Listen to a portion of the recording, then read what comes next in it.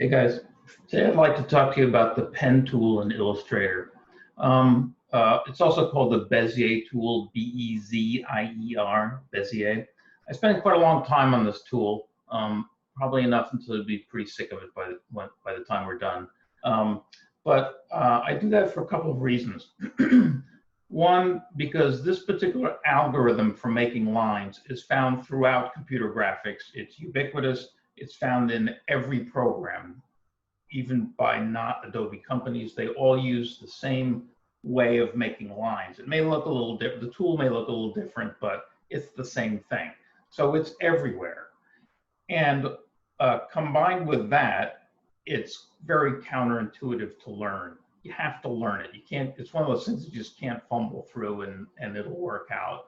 It's kind of like riding a bike or something. You just have to focus in on it for a little bit. So I do that in this class. So let me share my screen here. Okay, so here I'm in Illustrator in Essentials Classic as usual, right? And now one thing, I forget if I pointed this out before, but when you change your workspace, it used to be in Illustrator that all it would do is change the arrangement of palettes, these guys down here on the right side. But in the last year or so, they've made it so different workspaces also change the location of the tools in the toolbar, which I find super annoying. I mean, that ain't right, you know? I mean, like, you want to be able to go back to this little thing and have stuff always in the same place. And not only that, but different workspaces hide certain tools and show certain ones. So like, I was looking for some tool and I was like, where'd they move this to, you know? It turns out it just doesn't show at all if I'm in a particular workspace, which I find pretty weird, but I guess they can just maybe pack more tools in there or something. It doesn't seem like a good solution to me. Anyway, if I'm in Essentials Classic, it appears to be the third down on the right side of the toolbar. It looks like an old-fashioned ProQuill pen. And if I click and hold down on it, I get all these, the various sub-tools, I guess you could call it. So I'm going to go to this little tear-off thing on the right side, release on that, and now I don't have to keep going back in there to find aspects of this. All right, so I am going to, let me just do a couple things here so you don't have to do this, just so it's easier to see what I'm doing on the screen. Now, when you're drawing with, or learning with the pen tool, and often drawing with it, I would recommend turning the fill off. So I go down to the bottom of the toolbar, my fill is white, I'm gonna hit, and it's in the front, right? I'm gonna hit the red slash so there's no fill. And I'll bring the stroke to the front. I'm gonna make my stroke a little bit fatter so you can see what I'm doing, maybe about 5 points. Okay, all right. So if I just click around, all right, oh, and I have smart guides off, by the way already. Let's see. You know, view, smart guides. You definitely want those off for this. It'll make it harder if they're on. So if I just get the pen and click around, okay, making straight segments is not the problem. And since it's Adobe, if I hold down Shift, I can constrain it to vertical, horizontal, or a 45-degree angle, okay? And when I want to close the shape, right, I put my cursor right over the first point I drew, and look, see, there's a little O, see that appears next to the cursor, okay? That means if I click right here, it won't be closed. If I click here, it will be closed. And just because of the way Illustrator works, you want to make sure that you actually are closing an object, because closed objects and open objects act differently in certain situations. So I look for the little O, I click there, and now it's closed, okay?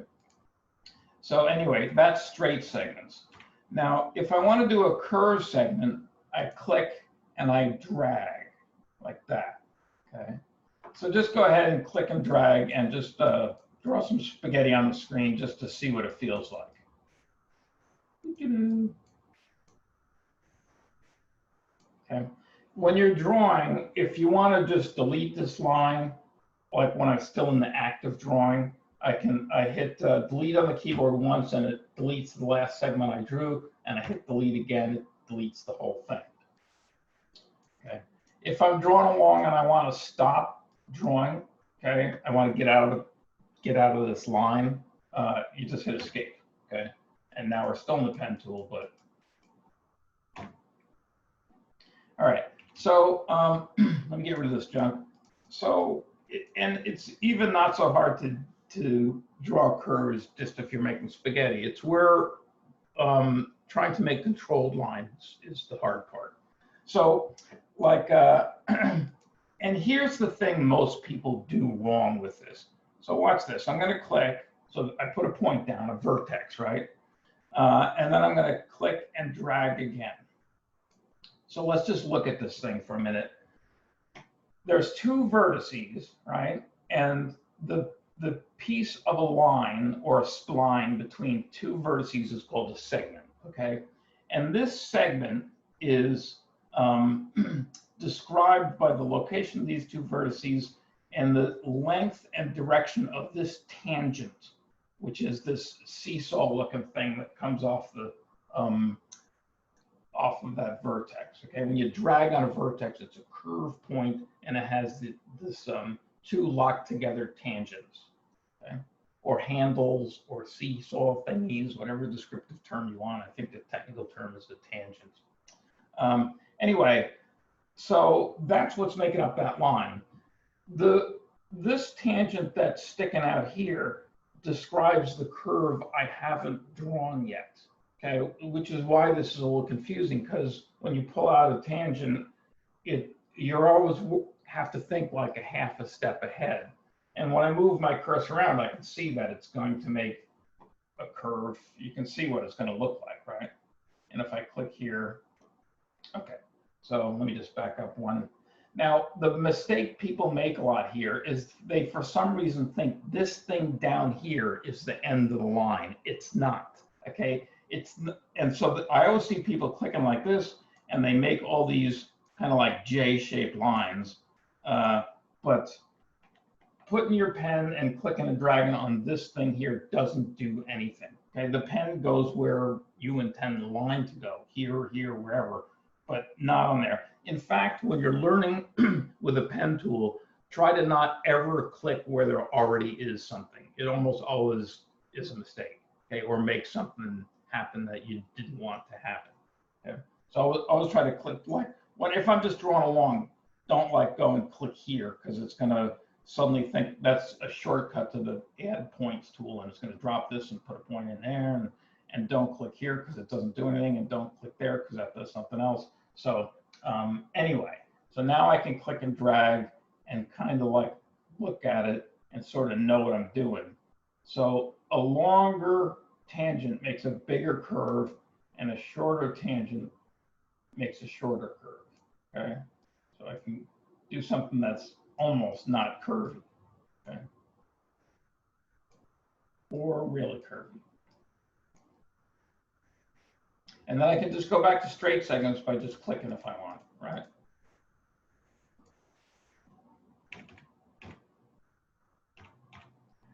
So let's try to practice with that a little bit and do more and more controlled type things. So let's try to draw an egg, okay? And I'll demonstrate a little bit, and then you guys pause the video and go and try it, right? Because this whole thing with a pen tool, you can't just watch me and expect to know. You have to do it with your own hands. Okay? So I'm going to draw an egg, okay? Sort of an egg shape like this, all right? Okay. So what I did is, and the only 2 points are right across the equator or the waistline of Humpty Dumpty here, all right? You always want to use the minimum number of points needed when you draw something. That's kind of like the general rule in Illustrator or working with a pen tool, because, you know, like if I draw a curve like this half of the egg here, like this, right? 2 points is the minimum number, right? If I draw something like this, even if I do a better job than that, I'm making a lumpy potato, okay? It's it's just more chances to make a mistake, right? So the minimum number of points. You know, I know that sounds like I'm being kind of anal retentive about it, but Illustrator is first and foremost a precision tool. You want to use it to make, at least when you're learning in the beginning, to make tight, clean, controlled work where it's exactly what you want it to do. Okay? Photoshop, we can wing paint it to canvas a little bit more, but Illustrator, it's about stuff looking really clean. Anyway, so back to this potato or egg. All right, so I'm clicking and dragging down, right, straight down. I can even hold shift down if I wanted to, but I don't really need to. All right, so there's half of the work. Then I go over across the equator and click and drag up. Now, you notice I'm not lower, I'm not higher, right, because that's just going to make things asymmetrical. I'm directly across from this, and I click and drag up. Okay. And then I put my cursor right on top here. I'm looking for the little O to close it. And this is a little bit confusing here, but you just click and drag down again. Okay. It's confusing because there's already one tangent there, but all right. So draw a few of them, draw a bunch of them until it's like, okay, I got this. And then do some horizontal ones, right? Again, what we're doing here is kind of training our hand-eye connection so you can just do this, so you can just draw with it. If you don't learn this particular pen tool, and a lot of people don't, but if you apply yourself just a little bit, you will. If you don't learn it, it's going to dog you through the whole semester, because whenever you go and try to do some custom drawing of something, you're just not going to be able to do it. And if you go on and take, say, some other classes of mine, like 3D graphics and animation or video compositing or whatever, this tool keeps coming back. And I always see people, even kind of professional people, where I can tell they don't know how to use that tool, and it's messing them up. Okay. So anyway, draw some verticals, draw some horizontal ones, and if you want, you can do some at a 45-degree angle. Okay. So for this, I'm holding shift down. Okay. Just because it'll constrain it to 45-degree angle, and when I do that, then the equator is at 45 degrees also. All right, so those are looking pretty good. And if you got those, let's move on. If you don't got them, keep practicing a little bit, rewind and watch it again. I think I explained it pretty clearly. So the next thing to increase our dexterity with this is try to draw a spiral. It's exactly like an egg, except when you come around to make that point where they're on top of each other, you just go in a little bit. So the spiral gets smaller and smaller, and it's never a closed shape. Okay. So watch this. I'll just go down and then up. Okay. And I'm only putting points down. And if it's a little wonky, it doesn't matter. Mine's a little wonky. But as long as it's smooth looking and it gets smaller.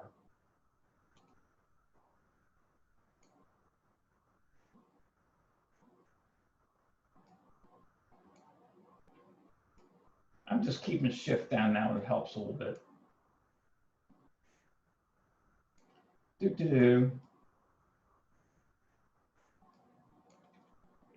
Okay, and escape to get out of it at the end. And if I let's see here. There's a thing I can turn on up here. Where'd that go? Yeah, to show all my handles. So you can see that the only places I clicked on this thing, I didn't put points up here. The only place I actually clicked on the canvas is right across the middle. And I always drag straight up or straight down. People will wanna, like, the tendency is to wanna, if you're just drawing a hump like this, right? Okay, pretty straightforward. People always wanna do this, okay? They wanna put this, it's hard to escape the idea that the end of this tangent isn't the end of the line. People always want to do this, or they're always working against it. And when I'm standing behind hassling people in the classroom, I always say, pretend it's like an airplane, right? And you're trying to land, these are the two wings, and you're trying to land an airplane. And if you're like this, the wingtip's going to hit the runway and everybody's going to die screaming. So keep your plane level, you know, and and then click. So the tangent bounces on top of the curve. It's not dipping up or down if you're making a regular curve like that. Okay, so try to do a spiral, and you know, and then let's move on. Let's look at some editing tools, okay, for editing lines. So I will draw a shape, right, that has straight segments as well as some curved segments.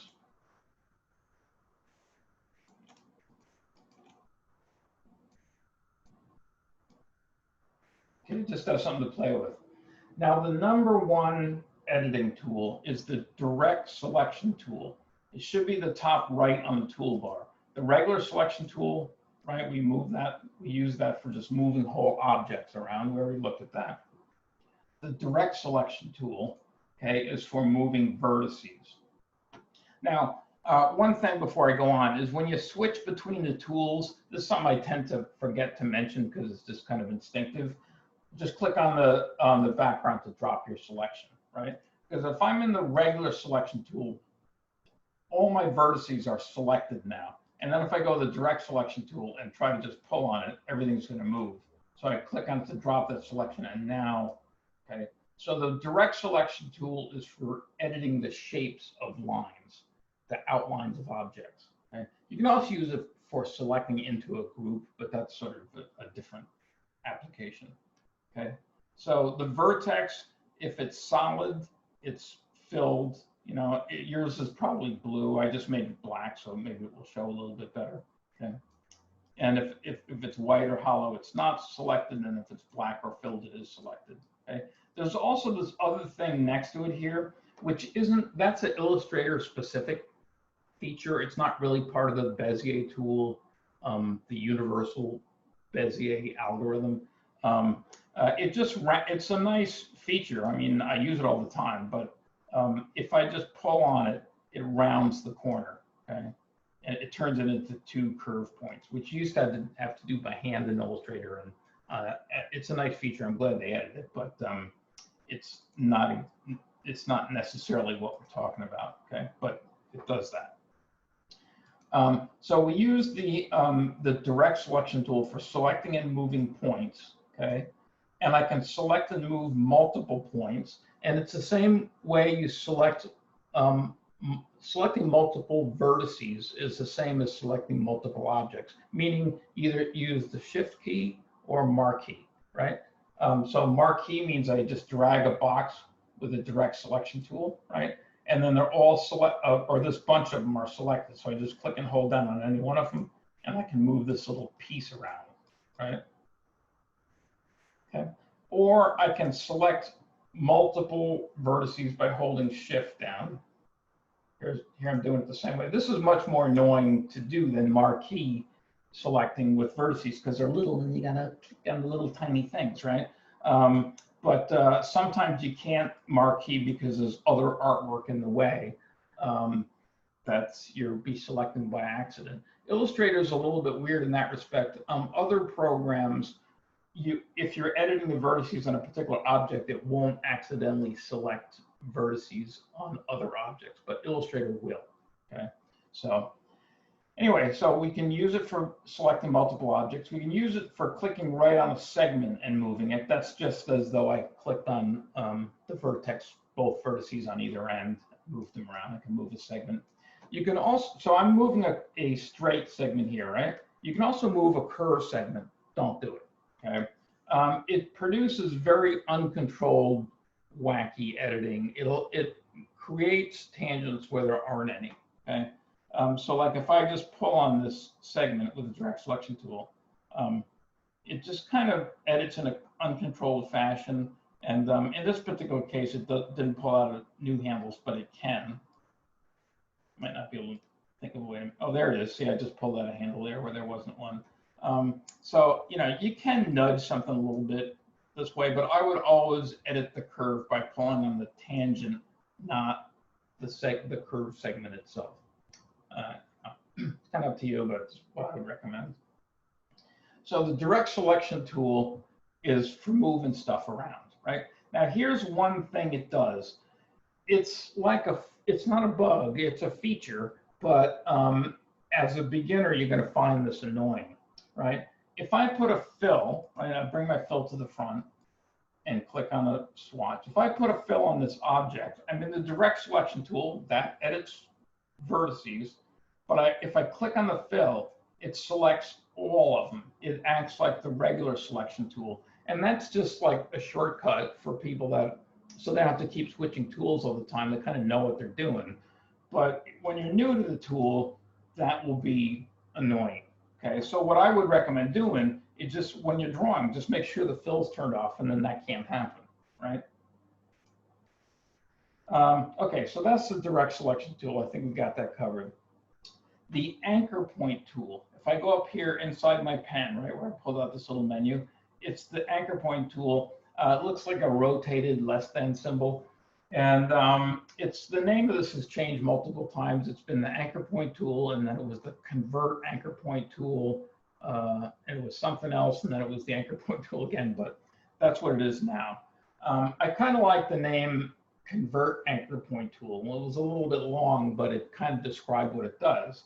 It converts, and also anchor point is Adobe's for maybe it's some contractual thing, but they rename a lot of common things. Like everybody calls points on a line vertices, and they call them anchor points. I don't know. So anyway, it converts a vertex from a curve to a straight and back to a curve again. So here I am. I have a straight vertex, right? If I click and drag on it with this tool, it pulls out a pair of handles, right?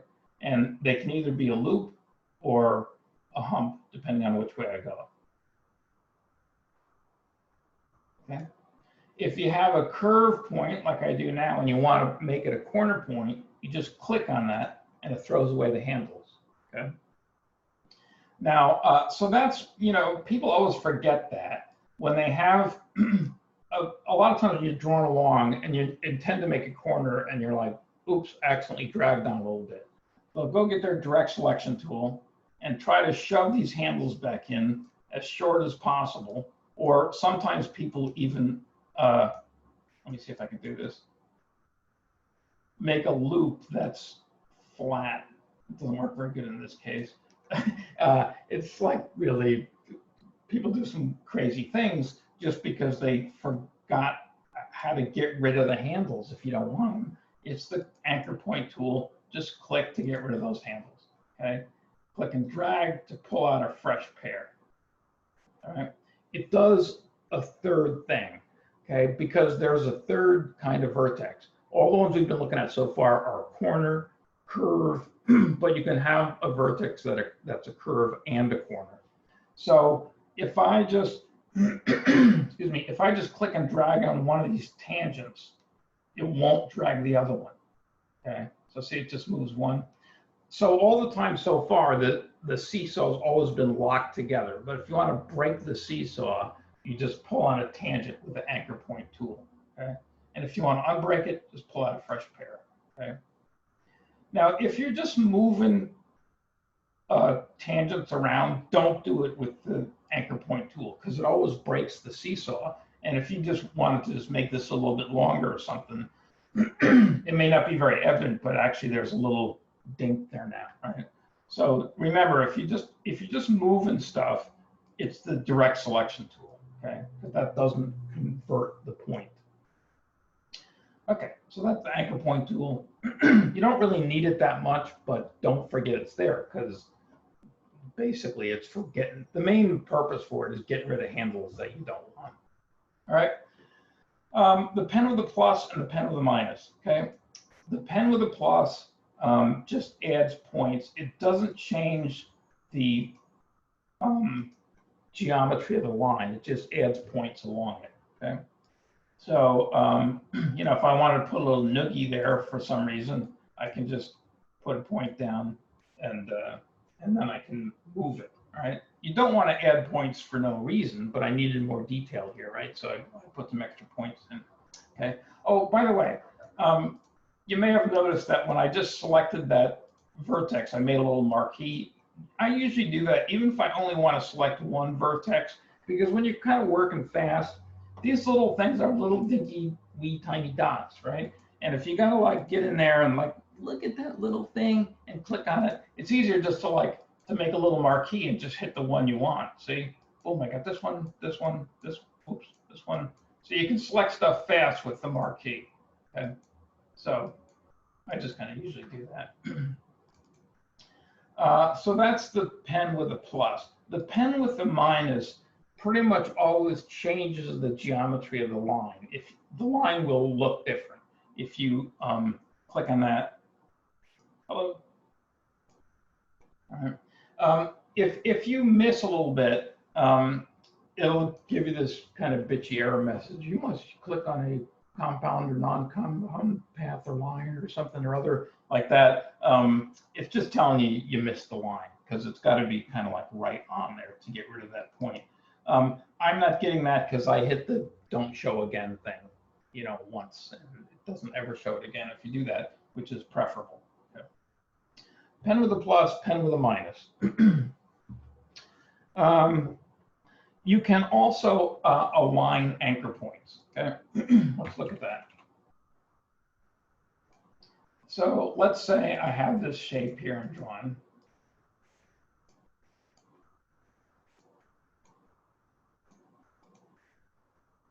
Okay, I didn't hold down shift, and I would like some of the stuff, these things to be lined up so they're vertical and horizontal. Okay, so I'll go to my direct selection tool.